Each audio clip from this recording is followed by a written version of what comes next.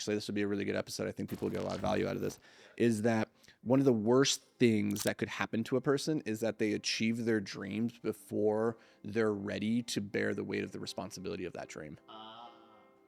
And so this is, you hear about, the worst thing that could ever happen to a small business is to get invited onto the Oprah show before you're ready. One, to go on a show in front of, billions of humans and talk. And then two, your business maybe isn't ready to fulfill on all the orders that are going to come from Oprah, right? And there's plenty of businesses, obviously, like, her show is not what it once was, but like back in the day, her show was the thing that could crush a company. It's like a bear hug of love, but it hugged you to death because they weren't ready they got their dream. They got their dream of being on the Oprah show, of like getting millions of orders, but they didn't have the ability to fulfill on it. And so then it just crushed all their systems. Their quality control goes out the window. Their team is fried. They're sending out things that aren't up to standard. So now the customers are getting the thing, but now it's not as good as what it could have been. And so now they're not going to come back. They leave bad reviews, and it just kills the company. But you could take the same idea to every dimension of life, like to become a millionaire. What does it mean to be a millionaire? Is it to have $1 million in the bank, or is it to have the skills, the resources, the ability to go and make $1 million? And for me, it's the person who has the ability to make $1 million, not that you have $1 million. Because you can give $1 million to somebody on the street. You can say, you win the lottery, congratulations, you give them $1 million. And we know that when you do this, that the majority of lottery winners, they end up back to where they were in the same financial position just a few years later. They squander it all. And the reason for that is, one, they were never taught how to use this tool because they are not the person capable of using the thing. Therefore, they just lose it, or they end up hurting themselves with it. And so the worst thing that you can do then is to ask to receive your dreams before you're ready to bear the weight of the responsibility that comes with having that dream. And so we focus more on who are we becoming in pursuit of our greatness, and not just, I want to get to the destination. Because I'm telling you, the worst thing that happens is that you just get teleported to the top of the mountain before you've acclimated to the altitude.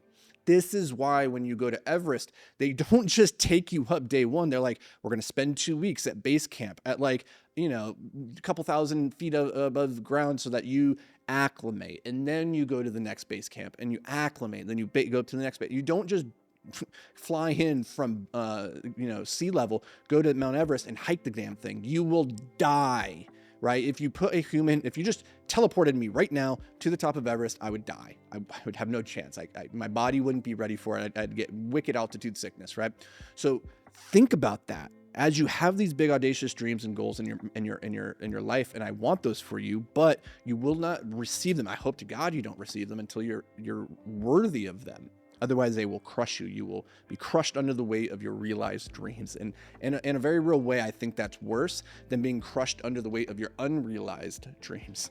Because when you're crushed under the weight of your realized dreams, the ones that you're like, I want this, and you get it and then you lose it, that can ruin you for life. You become so jaded. You think, this is the thing that I always wanted. I wanted the happy family. I wanted the money. I wanted the house. I wanted all this stuff. And then I lost it all because you weren't the person yet that could receive it.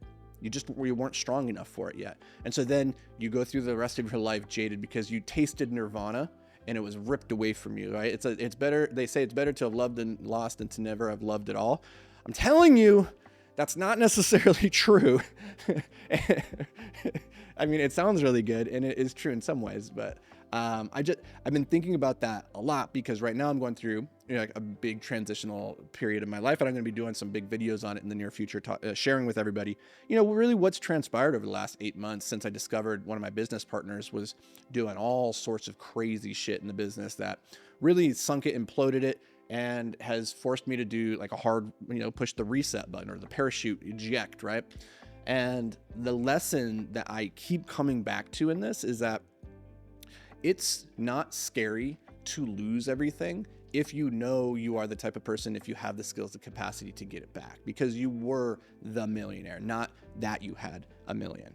And therefore, the thing that you should be focused on, not the outcome, not the top of the mountain, but putting in the reps every single day, getting on the treadmill, going to the Stairmaster, going and putting in the work so that you become the type of person that when you do magically get transported to the top of the mountain, and if you keep on that path long enough, eventually you will get there, you will be able to breathe the air and not die.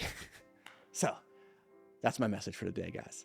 Go forth, be awesome, and other cool things as well. I'll see you guys in the next episode.